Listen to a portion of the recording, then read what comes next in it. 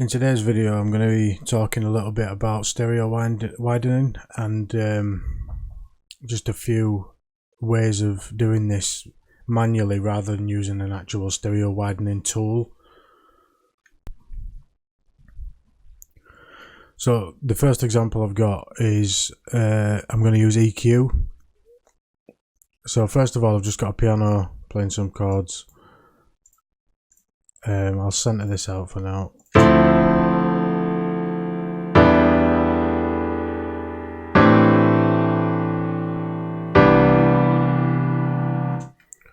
All I've done is duplicate the channel and panned this one hard right. I'm going to pan this first channel hard left.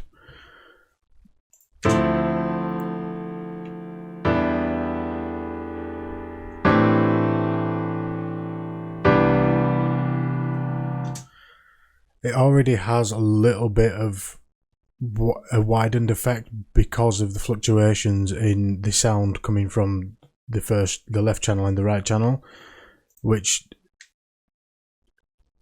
does work as a widening effect, but it's just not as pronounced as you might want it to be.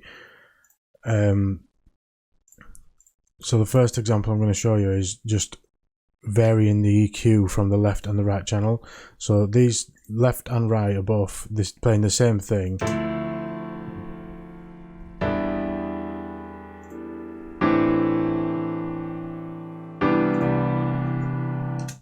What I'm going to do is on the left channel, I'm going to open up my EQ and I'm just going to pull out a few. First of all, I'm going to drop the lows out a little bit.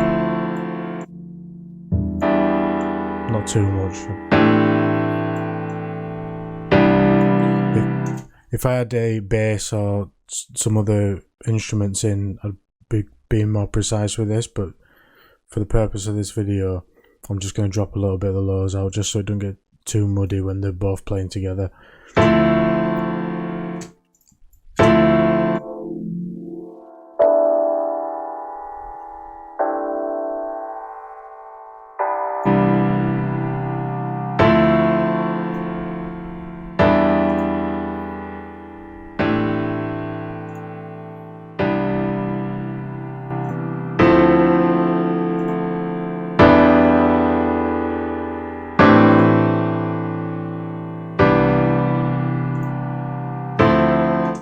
As you can hear there, what I've done is just boosted some frequencies that I thought sounded nice. When I switch the Pro Q off and back on again, you can hear the left and right signals kind of separating from themselves.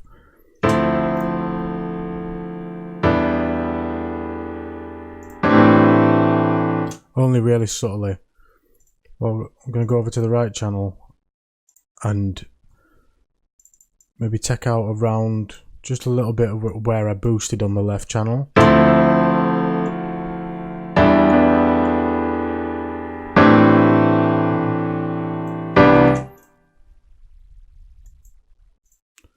Forgot where I boosted.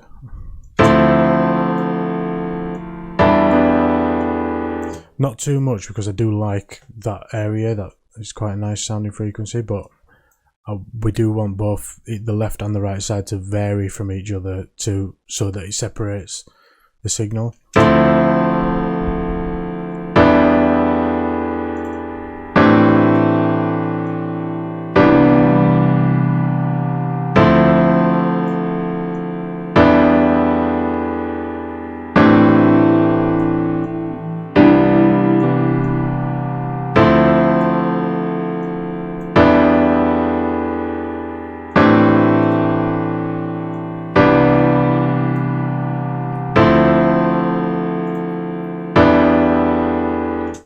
And then without the EQs,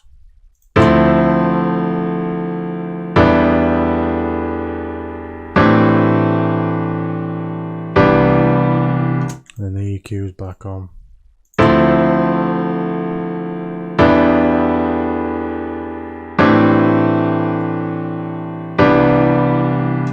It's a really subtle example, but it does work and it's quite nice. It gives you a bit more width without it sounding too artificial. The next example I've got is a delay example. I've got the same chords again.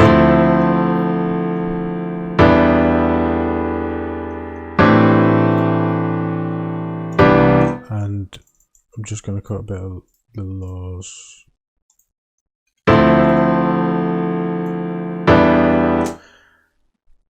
And this example, you'll hear it works straight away, and it's I'd say it's an acquired taste. You've got it depends what you're looking for, but it can work really well in certain circumstances.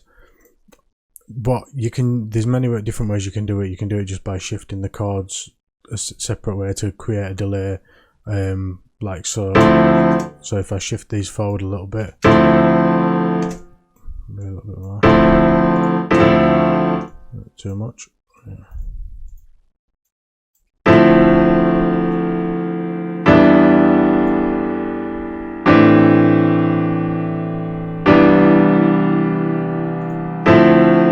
You can hear that again, it's just about separating the left and the right signal, so they're not too similar. When the left and the right signal are exactly the same, what you're essentially doing is just creating a signal down the center. The way I usually do this is by enable, and it may be different on a different DAW, is switching the delay section on and using the milliseconds over here. So if I shift this while it's playing, you'll notice it.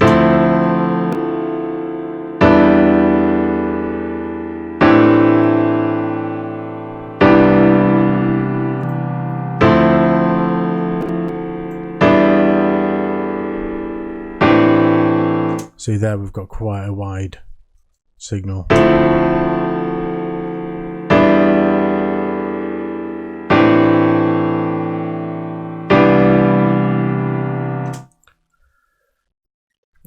What I've done in the past, and what I think a lot of people do, especially for working with vocals, is having more than you can incorporate more of these examples at the same time. Obviously, you're not just limited to using one at a time. So for vocals, or sometimes instruments, depending what instrument it is, you can have a few, maybe you've got 2 for left, 2 for right, and 1 down the center, and you have your center channel just standard 0 milliseconds, and then left knock the first left a couple of milliseconds, or and then your next one a few more milliseconds, and then for the right do the same, and that creates even wider and more full stereo field. I'll try and recreate that with this now. I'll just create a few more of these. Oops.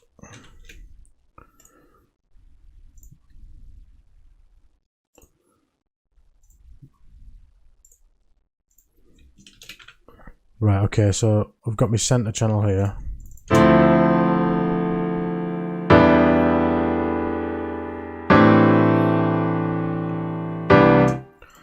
And what I'm going to do is, for the left, for this one here, I'm going to knock this back a couple of milliseconds, and then this bottom right one, I'll reset these, knock it forward a couple of milliseconds. So for now, let's just switch these 2 off.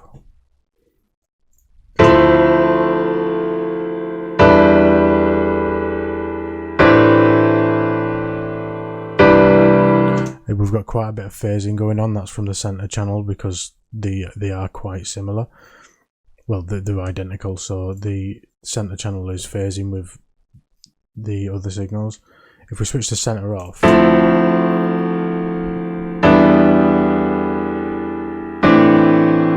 we've lost that phasing issue.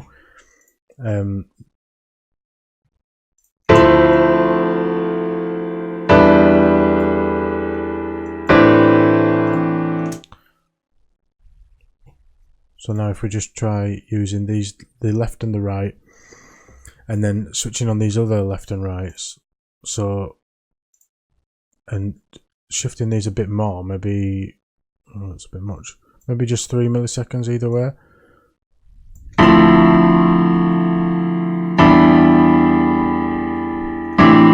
Again, loads of phasing. It's probably due to the actual sound that I'm using, the piano. If you were to use vocals with this, I'll try and do a vocal video. I just didn't have any vocals to use right now, so for now I'll probably have to scrap this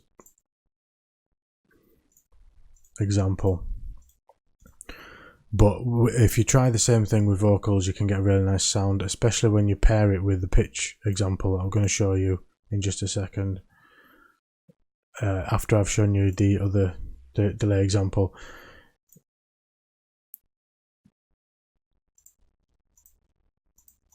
Which is basically, well, it's exactly the same, it's just a different sound I wanted to show you so you can hear the effect more pronounced.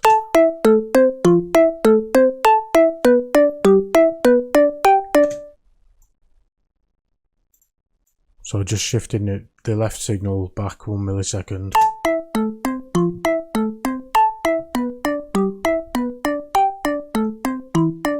Already you can hear it.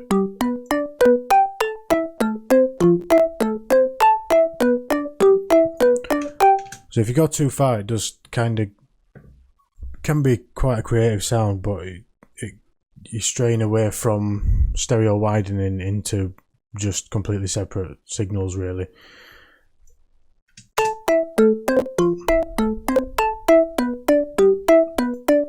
What you will notice when you use this technique is whichever way you shift it, minus or plus, it'll feel like it's more predominant in one speaker.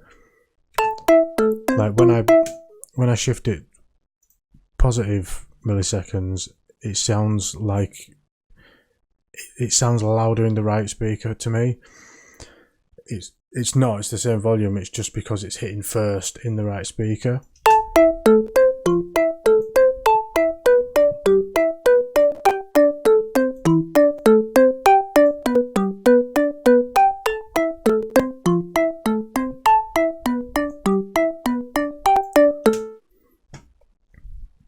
That's just another example of the delay. This final example I've got for you is a pitch example. So again, I've got the piano chords. Oh, switch that one off.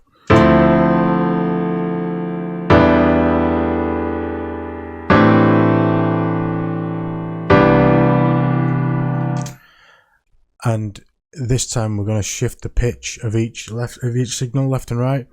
So what I'm going to use for this is the frequency shifter in Ableton. I'm sure there's many different VSTs and effects that you can use, or if you're using audio, you can probably just shift it down in the audio editor. But because I'm using MIDI right now, I'm just going to use this frequency shifter. So the left signal.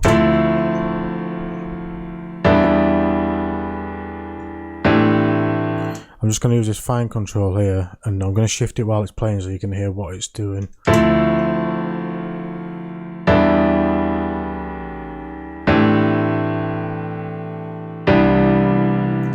So we don't want to shift it a lot. I'm going to play both at the same time so you can hear the effect as it happens.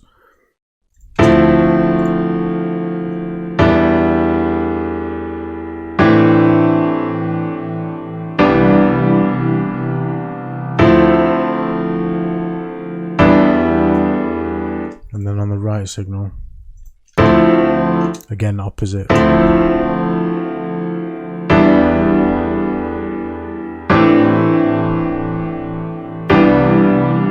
What you're really doing there is creating a kind of a chorus sound, which again is in a quiet. It depends what situation you want it for. It does create a wider stereo signal, but it may affect your sound by putting the chorus sounding effect on. If you as I said before about the delay example, coupling the pitch example with the delay, it can give you a much wider and nicer sound, and sometimes can combat some of the phasing issues.